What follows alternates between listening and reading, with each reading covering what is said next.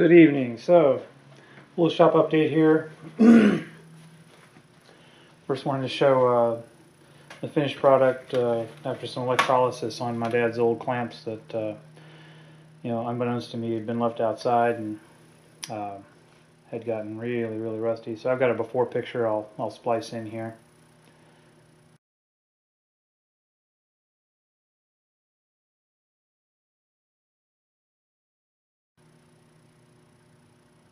Okay, so you saw the before. And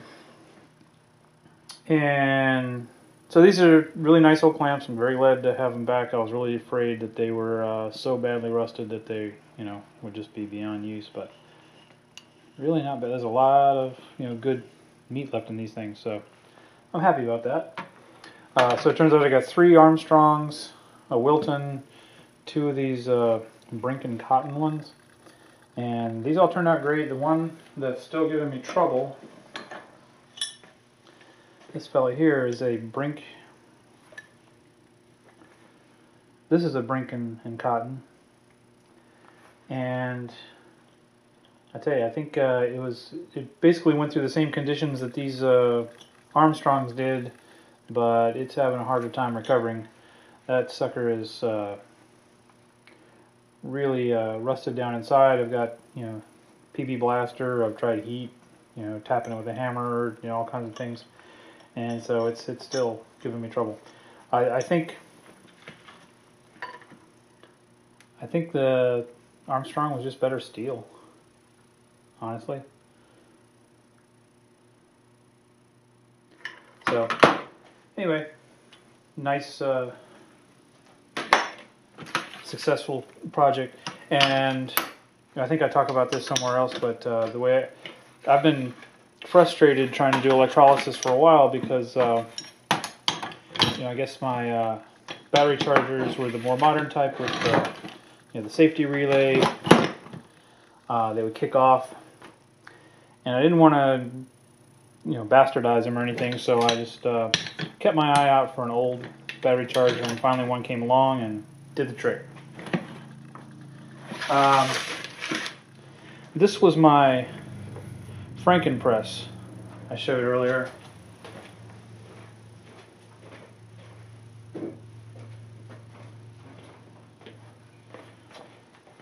It used to sit, it had a big old long piece of steel. This sat on top of this. This was bolted to that. It did not have a cutaway. It had a little purpose-built turned aluminum anvil down here, and it was something somebody fabbed up to. It was in an alternator shop, so it was just the right height to, press bearings, I guess, on the spinning shaft and alternators and starters and whatnot.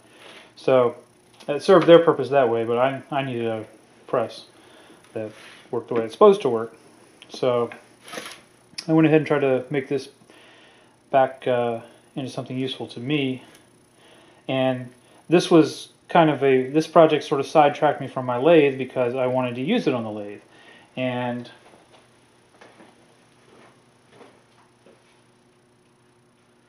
I was successful in getting the spindle out of the lathe.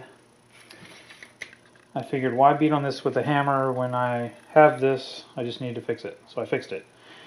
Now, despite Jayster warning me in his video of the fact that if you don't rotate this spindle just right to make it hit that keyway, can you see that? Oops, excuse me. Let's see if the light shows.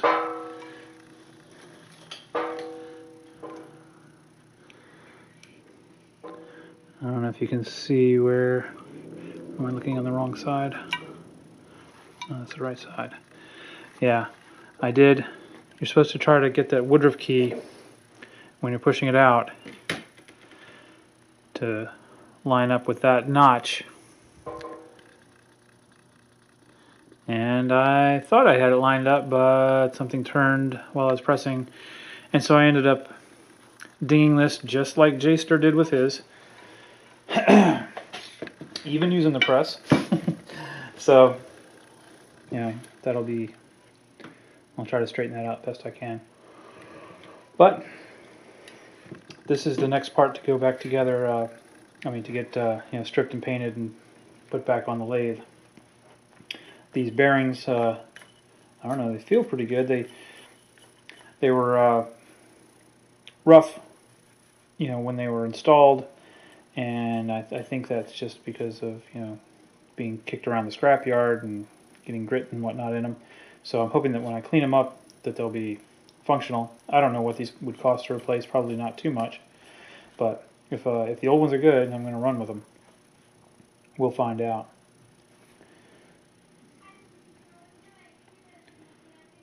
That almost looks like something was wearing there that wasn't supposed to. I'll have to reassemble it and figure out what's going on there. Excuse me, what's going on there. So the lathe project is coming along. I'll carry you over there, and you can see, you know, just the bed that was painted.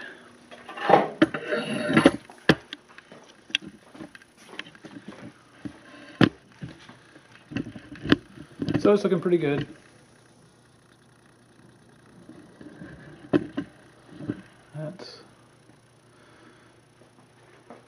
So once I get the headstock reassembled on there, I can start cleaning all these other little parts and putting them back on. So one more thing I wanted to show was these guys. These are in the thrift shop in a bin. The guy charged me $1 a piece for them, and they were rusty, and I threw them in the evapor-rust. And neither one of them turned out to be what I thought they were. I looked at these and I thought, oh, good, nice little set of you know, hook nose, needle nose. Those will be handy. And turns out, can you see that? Oh crap! Let me get you some light. They actually have cutters up here at the end. Can't tell if that's focusing or not.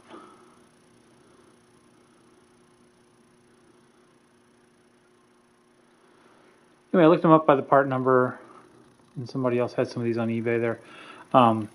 Relay trim snips. They cut on that edge right there.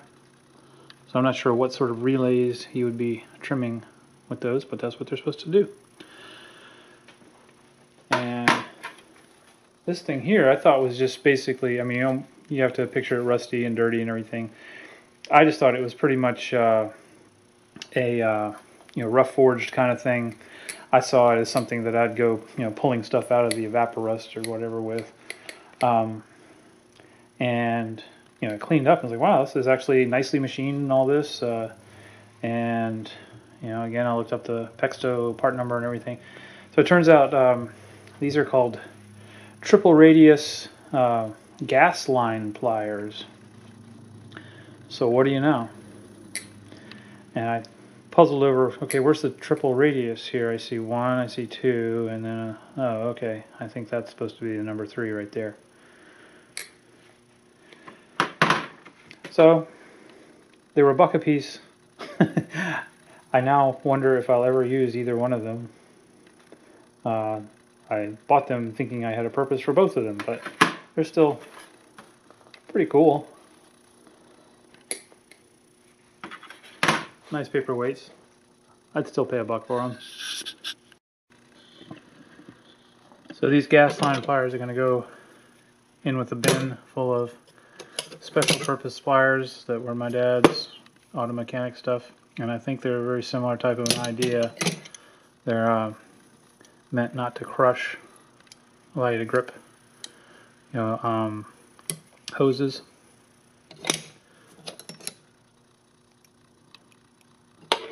So I think that's exactly what these are for.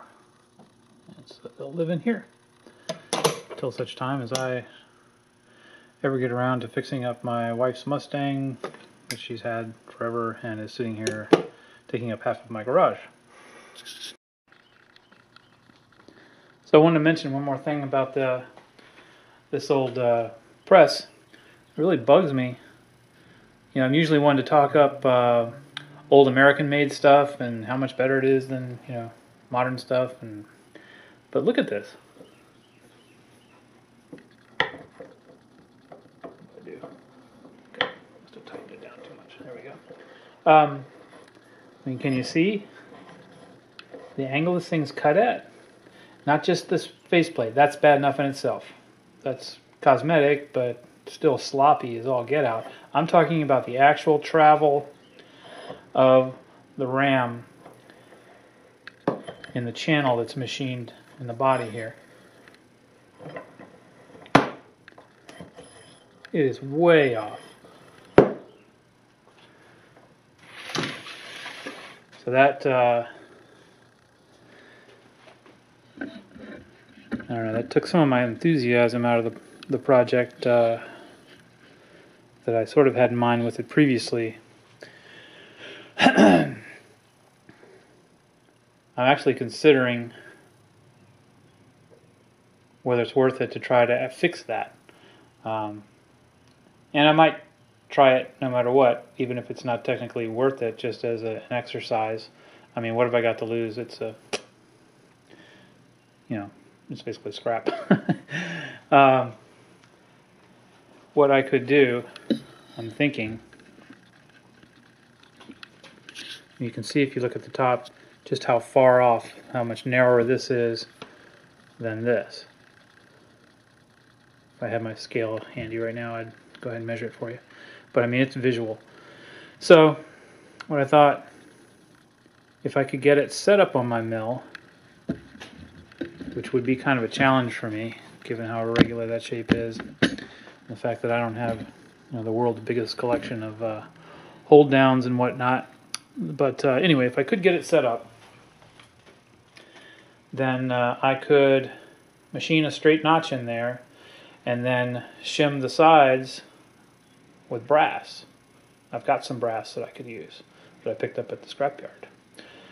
So, and then maybe I could just enlarge these holes a little bit and even get that back in place where it ought to be. Just as a project, just as just as an exercise. But that's not the project for today because I want to get back on the lathe. That was the whole impetus for going as far with this as I have gone, is I want to get back on the lathe. And it will do that job right now. I mean, it's already done part of it. I showed you. I got the spindle out. I still have those bearing races and the dust covers to come out. So I'm going to go ahead and set this up, and I'll show you how well it works. I'm a little bit nervous about it because it's pretty easy to damage those dust cups, I've already found out. But we'll see.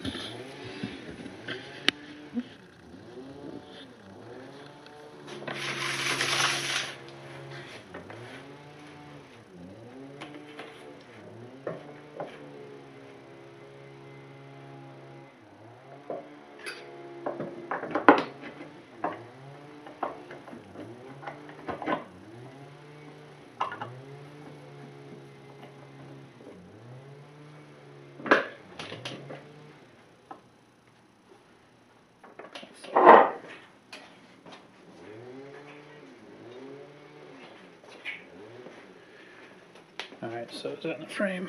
Let's see. Yeah, you can see that. This is what's left of the job. This dust cover, this bearing's still riding in there. There's a dust cover here. And then I'm thinking this dust cover should come out. I could just tape it. At this point, however, because I've already damaged it here when I took the spindle out that way, I'm thinking I want to pop it out just so that I can put it on a, what I use as an anvil basically, and try to straighten that out. So I'll probably, we'll go ahead and press that cup out. I'm not sure I see any reason to take this this race out in here, unless this cup's the only thing retaining it. It might just pop out. Who knows? But do that, and then push this whole assembly. Probably push that side out that way, and then this come back in over here to get the inside dust cover. Yeah, that's what I'm going to do.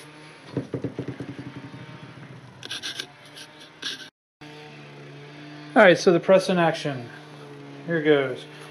Actually, when I cut this slot down here, I deliberately made it wide enough to come on the outside of these races.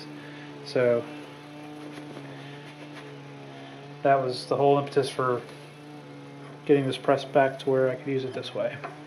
So I went ahead and made it a custom job. Alright.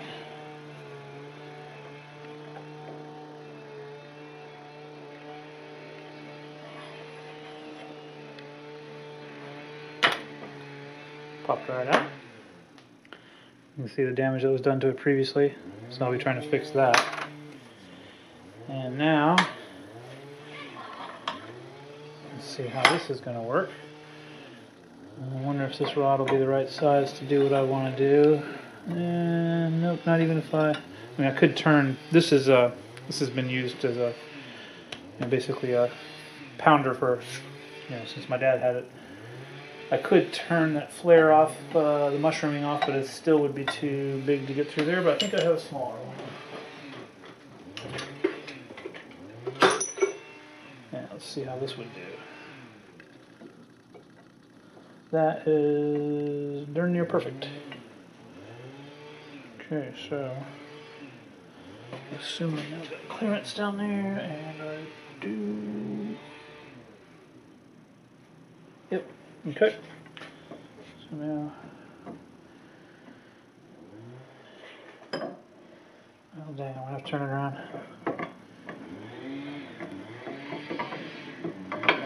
No, I can do it that way. That'll work. Alright, so check the clearance again. Looking good.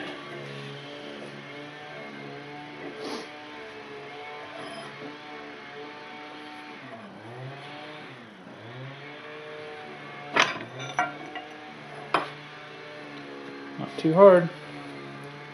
Came right out.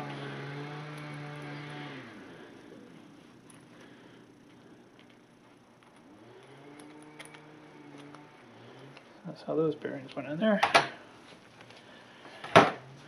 And now I just flip it around.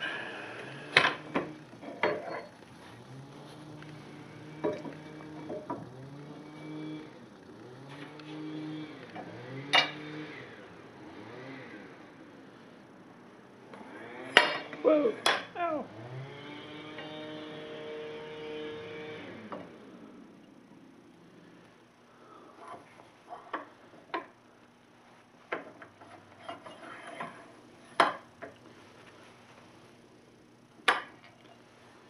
Alright. So that to me made the whole job of putting this together worth it. Came out nice and easy. I wasn't pounding on it with a hammer or anything. And I'm just going to leave those races down in there because I just don't see any real percentage to be gained in knocking them out. I'll need to tape that anyway, so I'll just tape it with the races in there. Clean the rest of this up, paint it, and clean all the internals, put it back together, and then I can mount that back on my on the bed of the lathe. Alright, so that's about 5 minutes outside with the purple power and a toothbrush. Looking pretty good. So I'm just going to scuff it up with some sandpaper. Probably take a Dremel wire brush and try to shine that up a little bit. This one I'd like to straighten out. You can see where I took a hit. I haven't really figured out. I tried just taking a pair of pliers. I thought maybe it was soft brass or something, but it's actually steel, and it was giving me a little resistance there, so I'm not exactly sure what I'm going to do. I'm afraid I'll damage it if I try to pull it out. To push it out, I'd have to knock these races out, and like I said, I don't want to get into that whole big can of worms. I just, kind of want to leave it. So that's just going to stay the way it is, right? I don't know. I might try to. Trying to think if I had something or machined something with the right taper, could you get that to move, to straighten itself out? That I do not know. I learned a term today. I was reading. I got a copy of Audell's Millwrights and Mechanics Guide, and I got it sitting beside my desk at work. So when the internet crashes or whatever, and I'm just sitting there with some time on my hands, I just flip through it. And there's a short section on blacksmithing, and then according to the guide, blacksmith was to distinguish the person who works with iron, the blacksmith, from the guy who works with, iron was black metal, from the guy who works with white metal or tin. So you had a whitesmith and a blacksmith. And what I need right here is a whitesmith.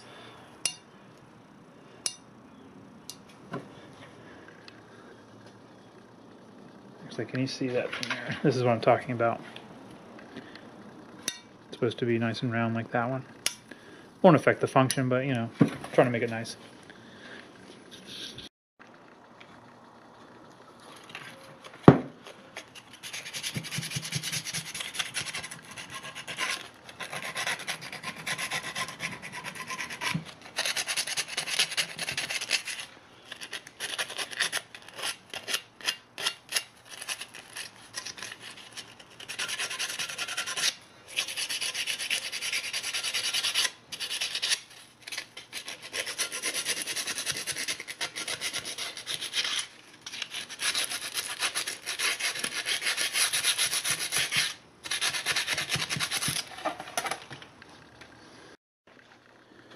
Alright, I don't know if you can tell any difference in the camera light, but she is scuffed up, and it's taping time.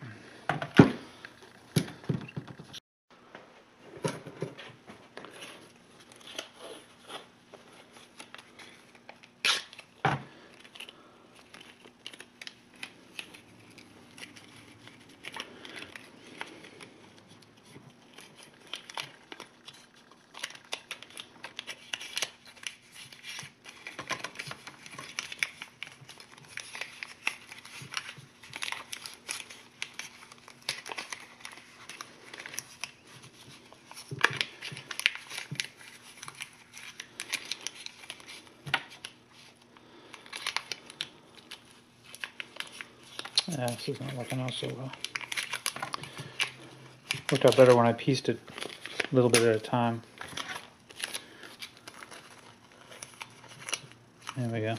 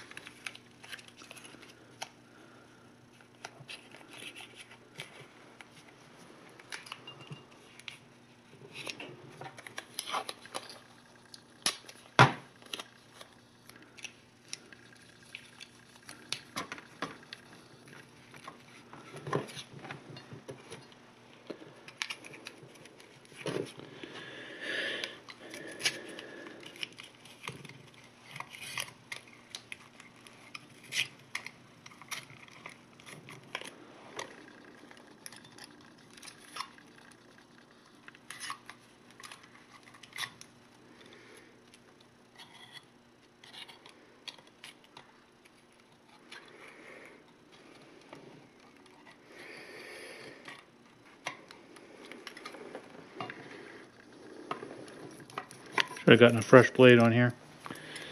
Oh well.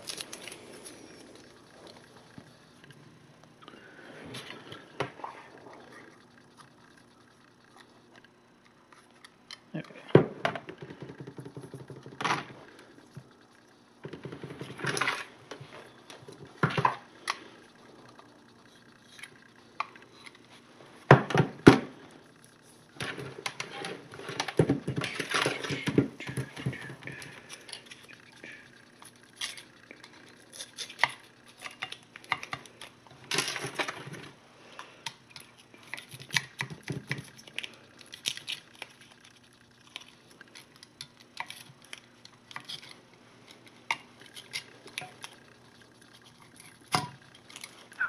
Ow, you saw that.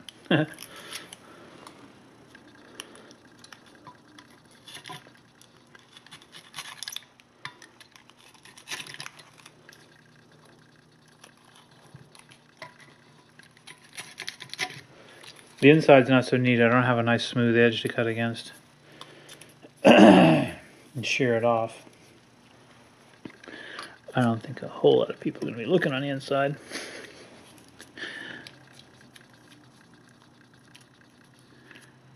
I think it's going to turn out fine. Alright, so I found one bolt to cover that hole.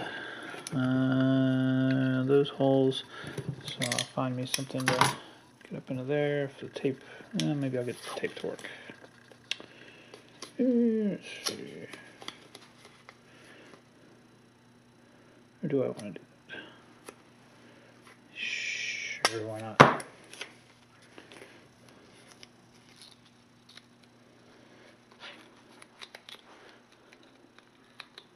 The other alternative, sometimes I'll take cardstock and roll it up. In fact, I might go and do that.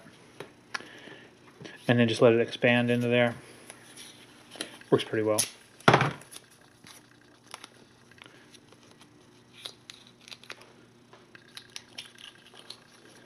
And I think I like that option better.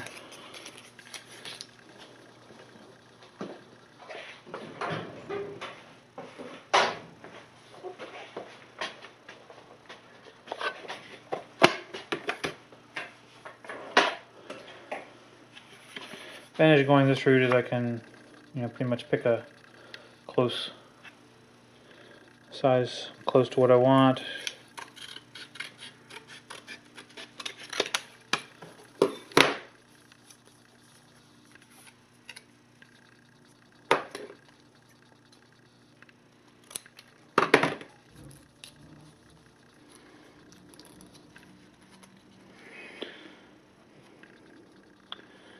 That works. Couldn't really do that here because it had the race in the middle, and so I had to be able to form the edges down. Still not working perfectly, but it'll be fine.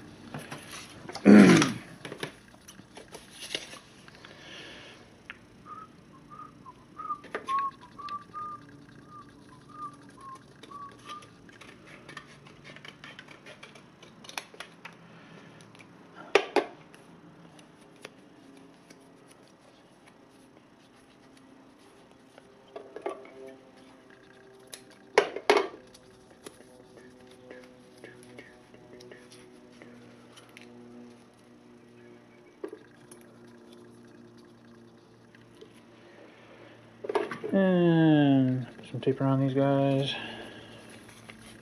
Use some of these scraps here.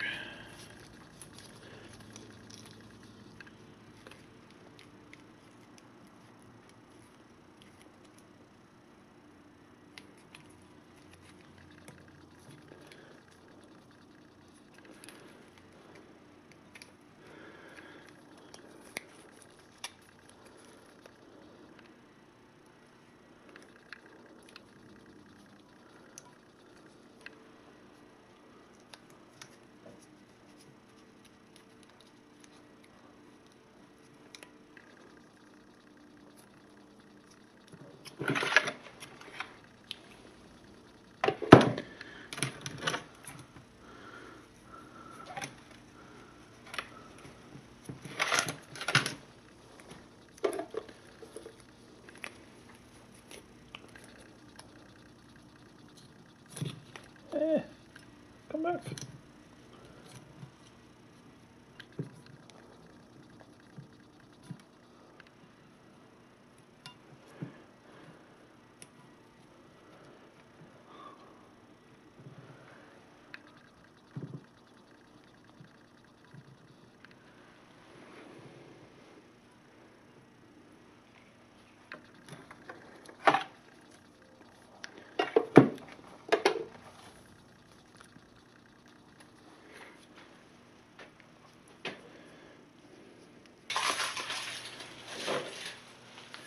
Alright, time to go paint.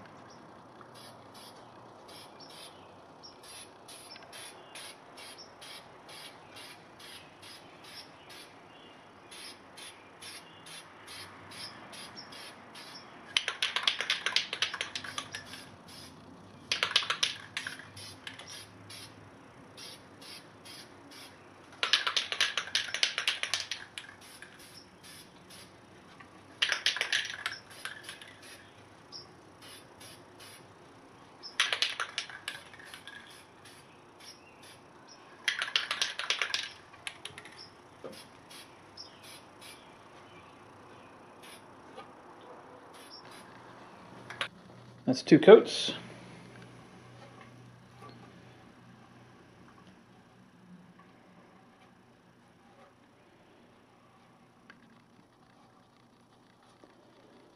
I'll let it dry about an hour before I take all the masking off of it, and then for several days before I try to mess with it. Alright, so at this point it's about tacky dry, and that's when I like to go ahead and take the tape off. The theory being this way I keep it from chipping the paint. So we'll see how this works out.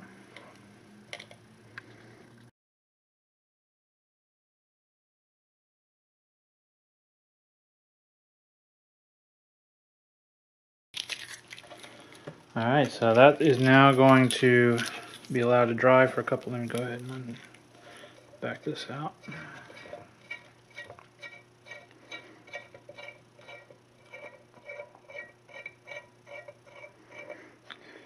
Alright, so that's going to dry for a few days, and then we'll use that time to clean all the guts. And a few days from now we'll try reinstalling them and hopefully not scratch up the work we've just done too badly.